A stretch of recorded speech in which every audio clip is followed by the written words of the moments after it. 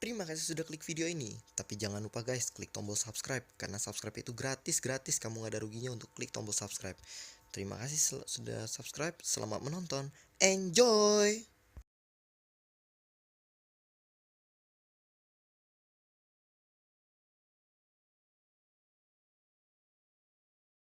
UA Team, Okta Cahaya Kehidupan, balik lagi di sebuah channel Okta Cahaya Kehidupan, channel terseru, tersuper kece, favorit, termotivasi. Hari ini kita akan mau ini nih guys, review satu warta dari satu gereja. Apa aja isinya nanti kita akan lihat ya guys. Kita akan lihat sesaat lagi. Oke, guys, jadi setelah saya baca-baca warta jemaat dari gereja Kristen Protestan Oikumene Kaum Perdana Kusuma, ini aku dapetin ini dari Jalan Angkasa di Halim Perdana Kusuma di minggu lalu gitu ya, di tanggal 31 Maret. Oke, visi misi gereja Kristen Protestan Oikumene Halim Perdana Kusuma. Visinya adalah menjadi saluran berkat Allah terus menerus. Kita review guys bahasa ini. Yang saya tahu adalah manusia itu harus kita berjuang terus menerus untuk serupa dengan gambaran yang Tuhan mau. Kenapa ini menjadi saluran berkat ya guys? Ya bingung juga kita guys. Nah, kita kedatangan seorang teman ini dari namanya aja udah lumayan luar biasa guys. Nah, siapakah itu? Halo, nama aku Rifka Sulaiman. Halo guys, sahabat Okta Cahaya Kehidupan. Hari ini aku akan mau kasih satu penggambaran tentang gereja dari Oikumene guys. Nah, sebetulnya di dalam sebuah pengajaran yang benar akan kekristenan, setiap gereja harus mengerti betul-betul yang namanya visi dan misi yang diberikan oleh mereka, supaya pada saat mereka nanti diperhadapkan di penghakiman Tuhan Yesus Kristus, mereka itu nantinya mempertanggungjawabkan apa yang sesuai dengan kaidah-kaidah dan hakikat-hakikat dalam firman Tuhan yang sebenarnya guys. Namun sekarang ini banyak yang membuat menyimpang. Segala sesuatu yang sifatnya menyimpang tetap dibiarkan Tuhan Yesus untuk tetap ada di dunia. Lah, kok kenapa begitu, Bu Rika? Padahal kan di dalam sebuah kekristenan, kita ini dimulai dari dalamnya Adam dan Hawa untuk hidup menurut yang Tuhan mau.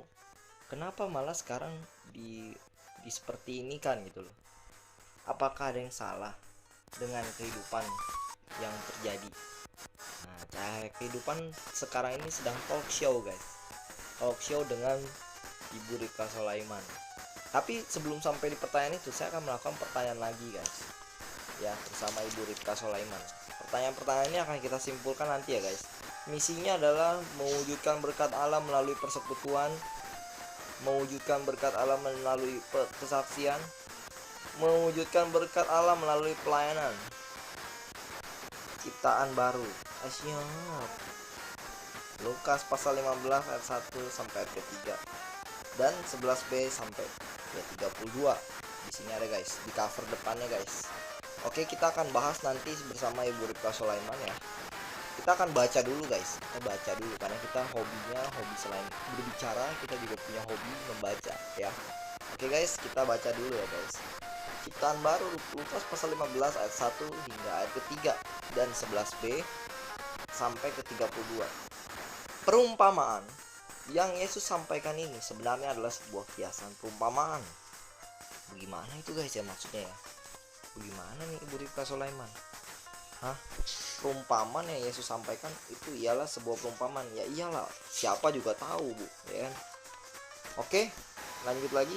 Karena sebenarnya setiap anggota dalam cerita ini memiliki arti ayah. Dalam kisah ini menggambarkan Allah Bapa di surga yang begitu mengasihi orang berdosa yang bertobat.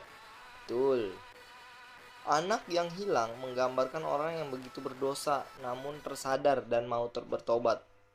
Oke. Anak sulung merupakan sindiran Yesus kepada orang Farisi yang tidak menginginkan orang berdosa untuk kembali kepada Allah. Karena sebelumnya di ayat 1 sampai ketiga di situ orang Farisi bersungut-sungut karena ada begitu banyak orang berdosa yang bersama-sama dengan Yesus. Hari ini kita belajar bagaimana supaya kita bisa menjadi ciptaan baru seperti anak yang bungsu ini. Nah, ini akan kita bahas nih supaya bagaimana bisa serupa dengan Bapa, serupa dengan Yesus, guys. Oke. Hari ini kita belajar bagaimana supaya kita bisa menjadi ciptaan baru seperti anak yang bungsu ini, ya kan? Maaf ya, guys. Pertama, kita belajar bahwa untuk menjadi ciptaan baru maka kita harus menyadari keberadaan kita sebagai orang berdosa. Ayat ke-17. Oke. Langkah perubahan hidup yang pertama dari sang anak bungsu ini adalah ketika dia tersadar akan keberadaannya yang begitu menderita dan penuh dengan dosa. Sadar adalah langkah awal untuk kita berubah dari kehidupan yang lama kepada kehidupan yang baru. Hanya orang yang sadar bahwa dirinya berdosa yang ingin merubah dirinya. Semua orang berdosa, namun tidak semua sadar bahwa mereka berdosa. Alkitab menyatakan bahwa kita semua telah berdosa dan telah kehilangan kemuliaan Allah. Oke, sampai sini dulu guys. Udah cukup diperlihatkan bahwa setiap bacaan ini ada yang salah atau enggak? Belum. Nanti kita akan lihat sampai di mana nantinya, guys. Alkitab menyatakan bahwa kita semua telah berdosa dan telah kehilangan kemuliaan Allah. Oke, betul. Namun berapa banyakkah orang yang menyadari bahwa mereka adalah orang berdosa? Bukankah lebih banyak orang yang merasa dirinya benar dan kemudian merasa tidak membutuhkan pengampunan dosa? Nah, mulai di sini nih, guys. Dia ngomong apa, guys? Dan kemudian merasa tidak membutuhkan pengampunan dosa. Sebetulnya pengampunan dosa itu hanya dapat terjadi satu kali dalam setiap manusia yang sudah sadar bahwa dia sudah masuk dalam dosa, guys. Kalau dia masih mau main-main sama dosa, itu namanya bukan dia minta diampuni. Namanya dia mempermainkan perasaannya Tuhan sendiri, guys. Oke, miris memang, guys. Oke, lanjut lagi, guys. Orang yang merasa benar tidak akan pernah mau berubah. Anak bungsu ini sadar bahwa ia telah sangat berdosa dan menderita, sehingga ia kemudian ingin merubah hidupnya ke arah yang lebih baik. Bukankah sikap anak bungsu ini kontras dengan sikap anak bungsu yang kemudian tidak menyadari dirinya berdosa dan kemudian menjadi marah? Ingat akan perumpamaan Yesus tentang doa pemungut cukai dan doa orang Farisi. Masih ingat, guys? Masih ingat? Masih. Oke, semua bilang masih, guys. Ya, lanjut, guys. Kita lanjut lagi. Kedua, langkah perubahan hidup selanjutnya menuju ciptaan baru adalah selain sadar bahwa ia berdosa, ia juga menyadari akan kekayaan kemurahan hati Allah. Ayat 17-20 ini sering disalahartikan, guys. Sering disalahartikan dalam artian begini, guys. Kan apa yang Tuhan mau, dia mau manusia ini menyembah dia. Kalau kata beberapa gereja. Nah, sebenarnya Tuhan itu bukan untuk disembahnya, guys. Yang kalau kita mau tahu sebetulnya Tuhan itu maunya kita itu tuh hidup seturut dengan kehendak yang dia mau. Dan bukan untuk menyembah aja, guys.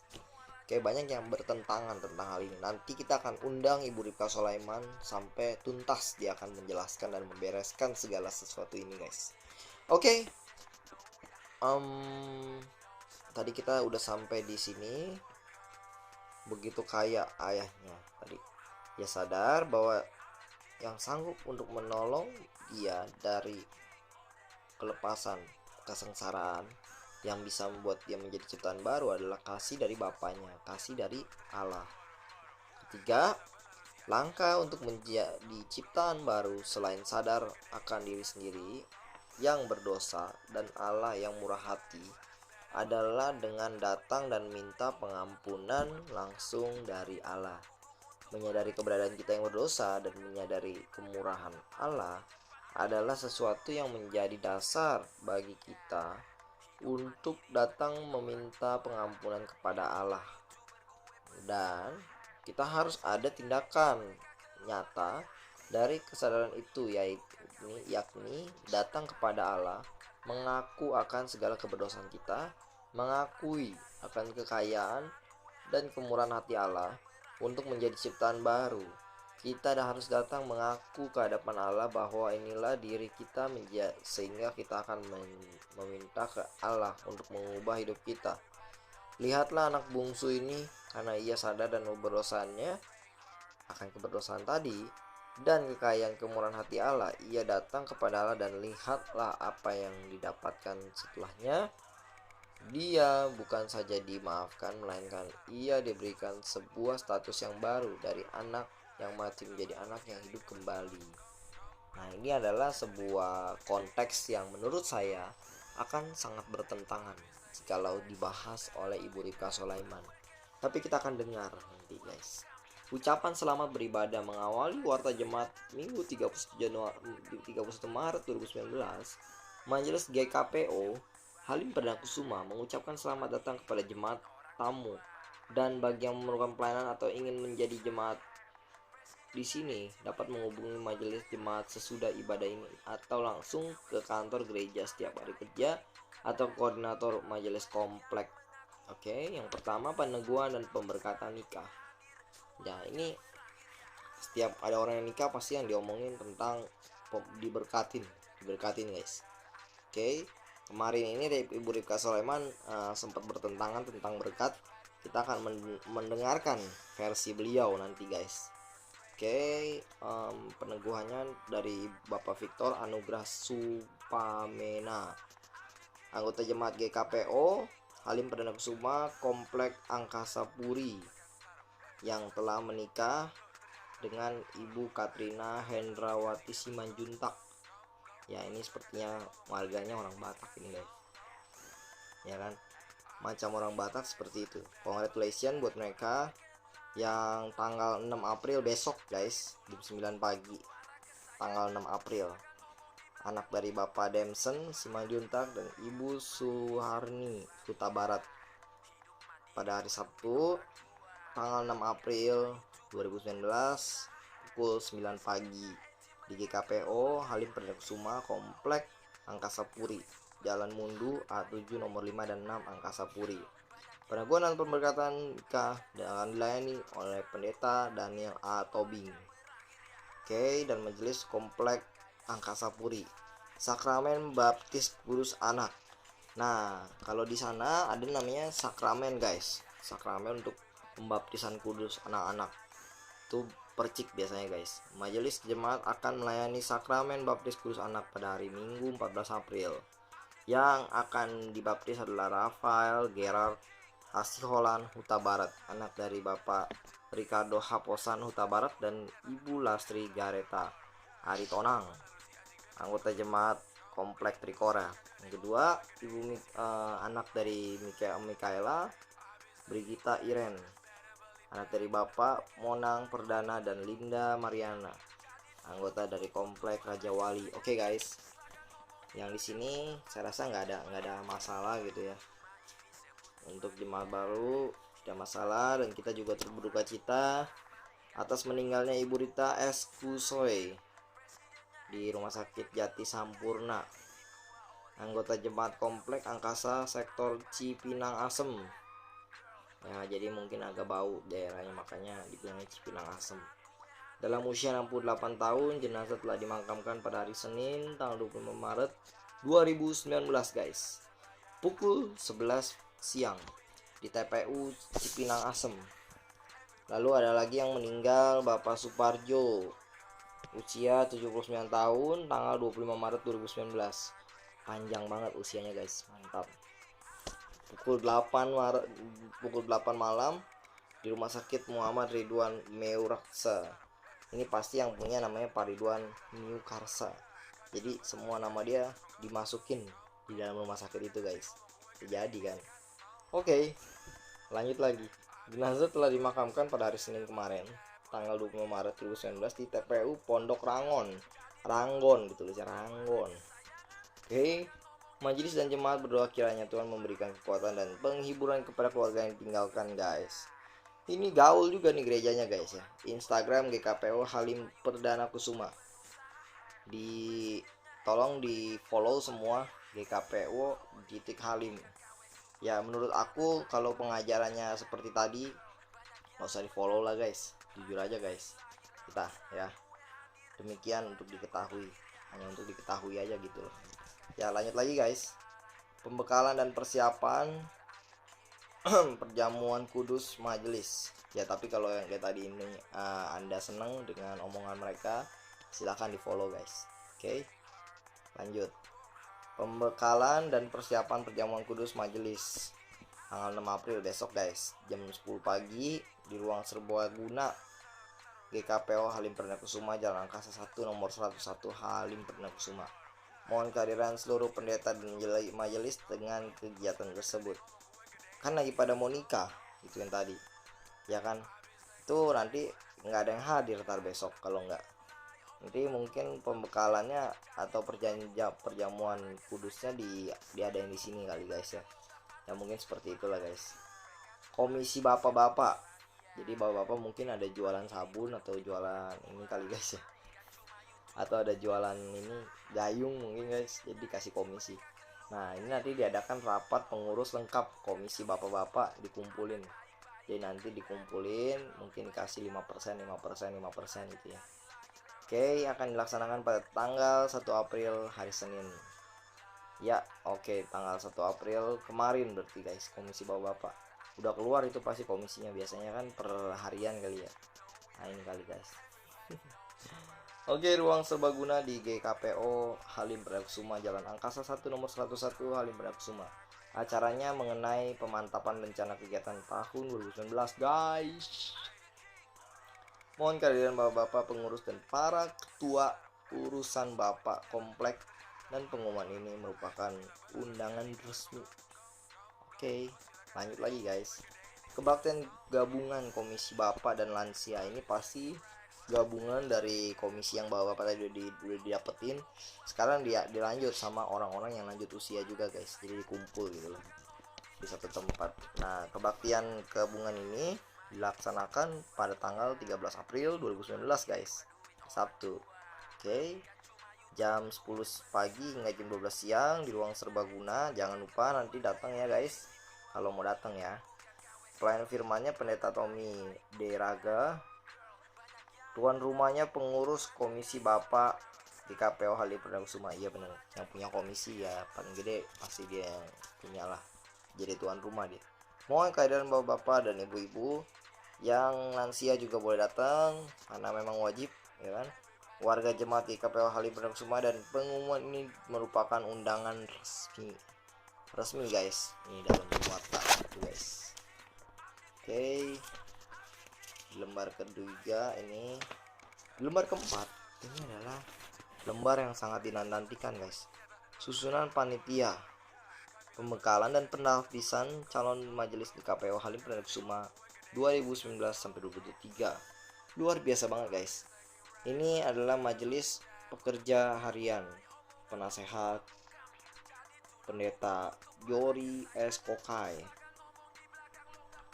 Koloai namanya, Koloai maaf teman-teman. Pendeta Jerry S. Koloai SIP, penanggung jawab dan juga ketua umumnya beliau. Pendeta Abednego Z, ketua koordinasi majelis angkasa Puri guys. 4. Pendeta Jokai Marcos Beriawan, wakil ketua majelis Borukiora. Luar biasa banget ya. Oke, yang keenam ada lagi Pendeta Grace Adrian Romenko sebagai seorang sekretaris Majelis Ambapera. Lanjut lagi DKO Elsa Palikosono, namanya agak susah ya guys ya, ini kelihatannya nih orang Ambon ini ibu ya. Salam buat ibu itu, karena dia sebagai bendahara di sana ya, biasanya ngurus-ngurus soal keuangan gitu ya. Majelis Dwi Kora. Nah berikutnya Pendeta Rudi Rudol Purba, koordinator pemilikan pemilihan calon majelis Trikora. Seperti itulah guys ya. Kalau dihitung-hitung ini ada total 69 orang guys. Luar biasa bener. Rame di sini guys. Ya mulai dari pendeta, penasehat, penatua. Ya ini semua total ada 69 orang. Ya luar biasa rame banget. Oke, lanjut lagi. Ini transparansinya ada guys, jadwal pelayanan di KPO Halim Perdana Kusuma yang dilakukan oleh Angkasa Pendeta Semituan sebagai majelis, Dirgantara Nandito Subeci, pro kantornya Angel Apilute Dewi Lati. Ini Angel, jangan si Angel udah nggak jadi YouTuber lagi ya. Dia udah jadi ini nih sekarang, pro kantor dia. Lalu paduan suara Dirgantara Jemaat Senior, keterangannya Prapaskah 4, pertukaran PF PAU. Oke, lanjut lagi, itu tadi jam setengah 7 pagi. Jam 9 pagi itu ada dengan pendeta Tanamal. Ini di Angkasa Puri, Devi organisnya. Lalu pro kantornya SMS. Nanti di SMS-in maksudnya loh, semua di SMS-in ya. Oke. Lalu paduan suara di SMS juga, GKI Pondok Indah. Keterangannya Prapaskah 4, pertukaran PF PAU. Yang jam 6 sore. Ini pasti ketahuan guys. Bangunnya pada siang nih. Jam 6 sore itu dilayanin sama pendeta Johnry Palyaton, Dwi Kora, Carlina Patinaya. Lalu pro kantornya Kezia Doringin, dan juga Geisa Mayoloa. Oke, paduan suara Dwi Kora. Lalu Prapaskah 4, pertukaran PF PAU. Lalu Dirgantara Ambapura, Angkasa Puri, Cilodong, Angkasa. Itu biasa guys, itu makhluk yang di planet sana gitu loh. Angkasa. Oke, Dirgantara Ambapura, Angkasa Puri, Cilodong. Jadi ini seluruh pelayanan yang ada di sini semua dimasukin guys. Lanjutkan lagi di jumlah kehadiran minggu lalu, total 1512 orang yang hadir di dalam 5 sesi ibadah, dibagi menjadi 5 gereja. Yang pertama di Angkasa Pura ada 954 orang, Dirgantara 277 orang, Angkasa Puri 131, Ambapura 98 orang, Cilodong 52 orang. Oke, bacaan tema nyanyian bulan Maret 2019 sampai April. Ini jadi unik guys di sana itu. Kalau aku inget ya, nyanyian yang mereka lakukan di sini ada nih guys.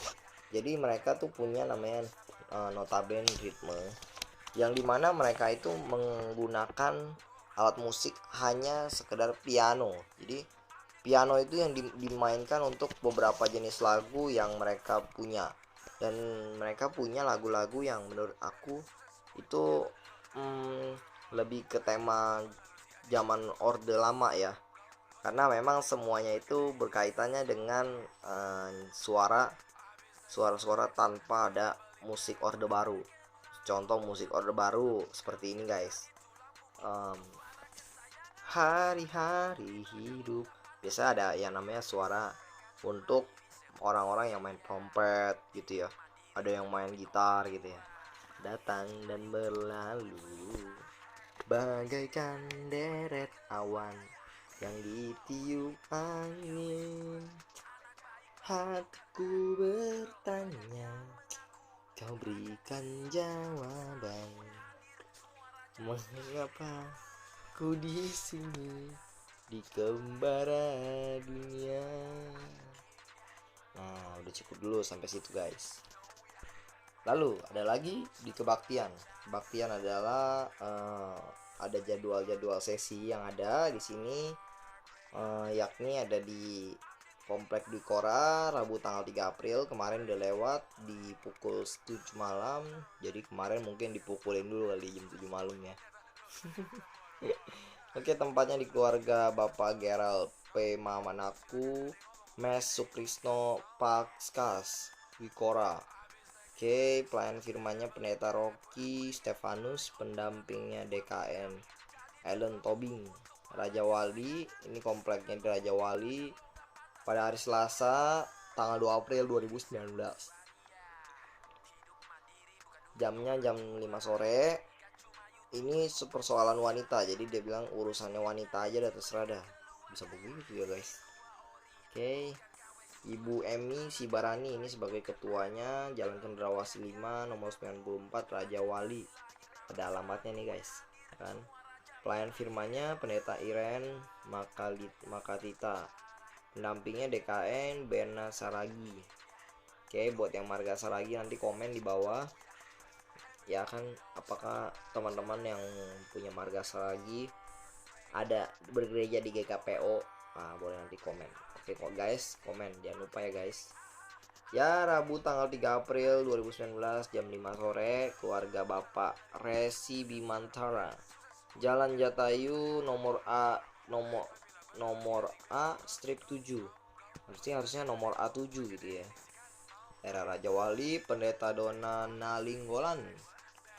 Ya, PTA Yoel Reme. Terus lanjut lagi di Dirgantara. Lanjutannya di hari Kamis 4 April 2019 jam 7 malam, keluarga Bapak Isbin Basuki Isakar, ruang serbaguna gereja Jalan Gatot Kaca. Oh ini nih guys, Jalan Gatot Kaca itu yang mereka jadi pahlawan. Asyik. Dirgantara 2, Pendeta Daniel Atobing, PTA Banjar Tatape. Sabtu 6 April 2019 itu besok jam 7 malam, syukur penghiburan keluarga Ibu Nani Suparjo yang tadi meninggal guys. Ada penghiburan nantinya yang dilayani oleh Pendeta Victor Ernst I. Lalu lanjutan pendampingnya dengan PTA Hili Yudiarsono. Oke, Ambarapura Kamis tanggal 4 April 2019 jam 7 malam di Majelis Komplek Ambapura, Gereja Ambapura, Jalan Jaya Wijaya. Kayaknya namanya kayak nama saya nih guys, jalannya. Oke. Jalan Jaya Wijaya, Blok 1 nomor 17, Pendeta Sabta Siagian, DKN Clarja Teferetis. Ini namanya luar biasa. Unik guys, unik bener. Oke, lanjut lagi. Angkasa Pura. Oke, di Angkasa Pura Kamis tanggal 4 April 2019 jam 7 malam, keluarga Bapak Sakti Saidi namanya teman-teman, bukan Sakti ya. Oke, Jalan Kedondong. Nah, anaknya mau digendong bu. Oke, di Angkasa Puri Pendeta Victor Irens I. Yang mendampingi adalah PTA Ica Damayanti. Ibu Damayanti jangan lupa. Oke. Tapi ini udah lewat sih guys. Oke, mohon kehadiran seluruh jemaat tiap-tiap komplek dan pengumuman ini sebagai undangan resmi guys. Jadi ini udah jadi undangan resminya guys. Ya. Ibrani 10 ayat 25, janganlah kita menjauhkan diri dari pertemuan-pertemuan ibadah kita seperti dibiasakan oleh beberapa orang, tetapi marilah kita saling menasihati dan semakin giat melakukannya menjelang hari Tuhan yang mendekat. Sekarang ini udah mendekat teman-teman. Oke, semua dari sini udah aku baca. Ada ucapan ulang tahun mulai dari Rimbun Mario Martin tanggal 31 Maret di komplek dari Trikora. Antonia Rina Konai tanggal 1 April Trikora juga kompleknya. Asi Hartami tanggal 2 April Trikora juga kompleknya guys. Antonius Lomba tanggal 3 April di Trikora tinggalnya juga. Arianti Lamtarida Hutauruk, ini pasti nih luar biasa nih orang ini guys. Tanggal 3 April di Trikora juga daerahnya nih guys. Lina Marliana S Setiawan kayaknya nih S nya nih, atau mungkin Setiakawan kali. Tanggal 3 April di Trikora juga guys. Astra Elita Sitorus, ini tanggal 3 April di Trikora juga guys. Let Samen Sitorus tanggal 3 April juga di Trikora. David Michael P. Panjaitan tanggal 4 April di Trikora guys. Simon Duma, ini kayak nama guru saya nih guys, tanggal 4 April di Trikora.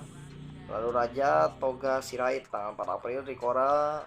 Keke Chandra tanggal 5 April Trikora juga.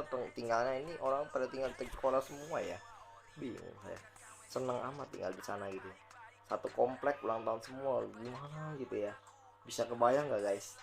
Jadi orang yang ulang tahun di sini ada berapa tadi? 1 2 3 4 5 6 7 8 9 10 11 12 13 14 15 16 17 8, wah ada 16 orang guys ya kan, satu komplek 16 orang yang ulang tahun, luar biasa juga sih. Mungkin bisa jadi 300 kompleknya yang 16 yang ulang tahun ya, bisa juga. Iya, wajar aja sih dalam satu komplek 300 perumahan 16 yang ulang tahun, wajar aja sih. Oke, tadi sampai di Keke tanggal 5 April, Keke Chandra 5 April, Randi Huta Barat. Ya guys. Oke. Tadi kita sampai di Randi Huta Barat tanggal 6 April 2019. Dia tinggal di kompleknya sama Trikora. Edward Tampu Bolon tanggal 6 April tinggal di Trikora. Fort Yorkie Americano S Setiakawan ya guys. Oke, tanggal 6 April di Trikora juga tinggalnya Dila Amelia Fikriani tanggal 6 April tinggal di Trikora juga ya kan. Nah ini semuanya aku udah bacain, total ada sekitar tadi 16 orang yang ulang tahun gitu ya. Banyak guys di sini yang ulang tahun di tanggal-tanggal 2 April.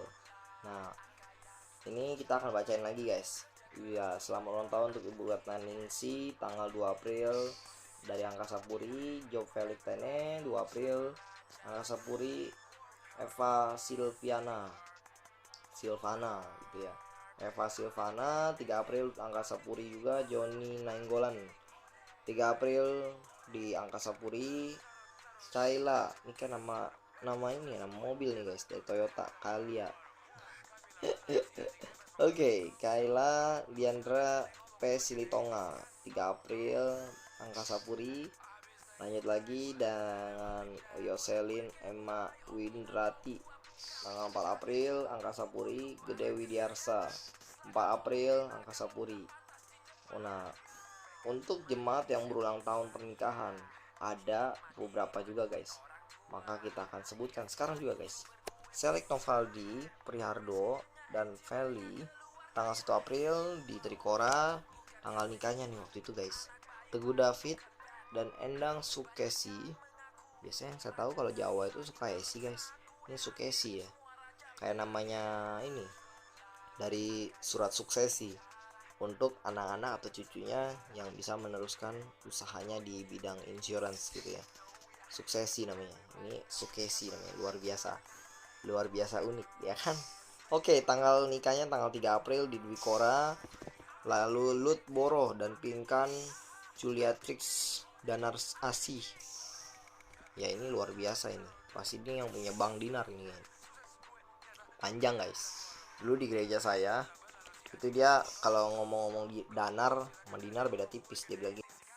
Ya halo, kita sekarang udah lanjut lagi di dalam sebuah talk show bersama Okta Cahaya Kehidupan dan Ripka Sulaiman. Ya, oke, guys, kita akan menjelaskan gimana yang namanya Adam dan Hawa sampai jatuh dalam dosa dan manusia yang sekarang ini hidup tidak berkenan kepada Bapa. Jadi begini guys, kalau misalkan yang kita tahu itu adalah kehidupan, maka kita harus hukumnya mengikuti dengan aturan dalam kehidupan guys, bukan kita yang memiliki dasar untuk bertindak semaunya sendiri. Pada saat kita mau mengikuti kemauan diri kita sendiri, maka kita telah tersesat guys. Pada saat kita tersesat, kita akan berusaha untuk melarikan diri daripada ajaran-ajaran kebenaran. Oke, itu dulu disimpan di dalam pikiran Anda, di dalam akal sehat Anda. Nah, pada saat kita sebagai manusia belum belum ditahbiskan dalam kebenaran firman, maka kita jangan pernah untuk memulai segala sesuatu terlebih dahulu, karena kita tidak punya ilmunya guys. Nah, sekarang Okta Cahaya Kehidupan tadi udah melakukan pertanyaan, lalu apakah Adam dan Hawa itu datang ke dunia tidak berkenan hidupnya? Nah, sebetulnya itu adalah utusan yang Tuhan berikan kepada Adam dan Hawa. Tetapi Adam dan Hawa itu jatuh dalam dosa ketika dia itu makan buah yang tidak diperbolehkan dimakan oleh Tuhan Yesus. Sebetulnya manusia ini pada saat dia tidak taat pada peraturan pertama, maka di zaman perjanjian lama, ibaratnya orde lama, maka itu langsung dianggap sudah jatuh dalam dosa. Ketika sudah jatuh dalam dosa, maka Tuhan Yesus langsung menghukum mereka dengan pertama, Adam sebagai seorang pencari nafkah, dia harus bekerja keras untuk menghidupi anak dan istrinya. Lalu Hawa, dia akan sulit pada saat melakukan untuk melahirkan anak. Nah, itu adalah sesuatu yang wajar terjadi, tapi sekarang sudah berubah zamannya guys. Maka kita harus adaptasikan zaman yang sudah berubah ini, biar implementasinya bukan berbicara soal berkat, tetapi bicara soal bagaimana cara kita supaya tetap hidup seturut dengan kehendak yang Tuhan mau, bukan yang kita mau guys. Oke, kalau misalkan pada saat kita ini berdoa minta berkat, apakah boleh? Nah, jawabannya simpel. Memang tidak salah ketika dia berdoa minta berkat, tetapi ketika dia hanya punya sasaran datang ke dalam rumah-rumah ibadat mencari berkat, itu adalah salah besar, paham yang paling salah.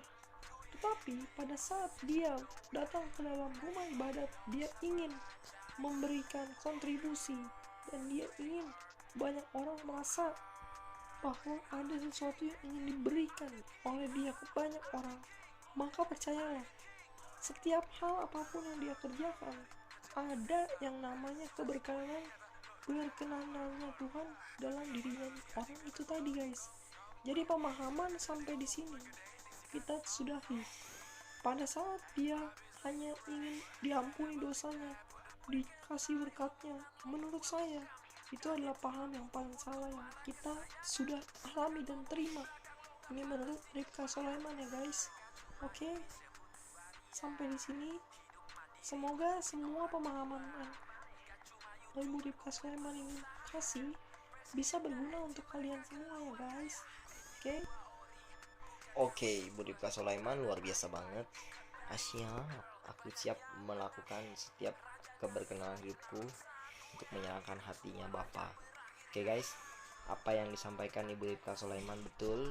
Ketika kita hidup bukanlah bagaimana untuk kita ini untung, tapi bagaimana kontribusi kita bisa banyak memberikan dampak buat banyak orang lagi guys.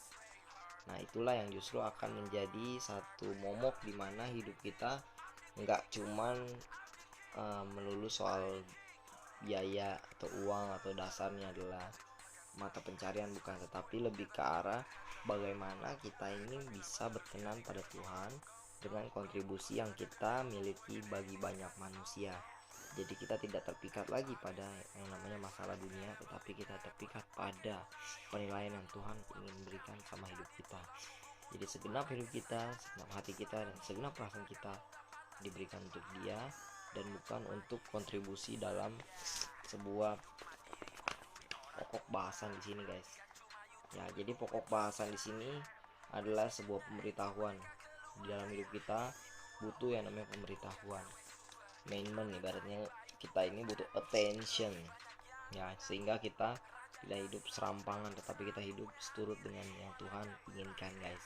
Oke, salam lompatan luar biasa dari Okta Cahaya Kehidupan. Jangan lupa subscribe, like, dan share channel ini jika kalian merasa ini berguna untuk hidup berkenan kalian di hadapan Bapa di surga. Oke, pasti bermanfaat. Salam hebat luar biasa.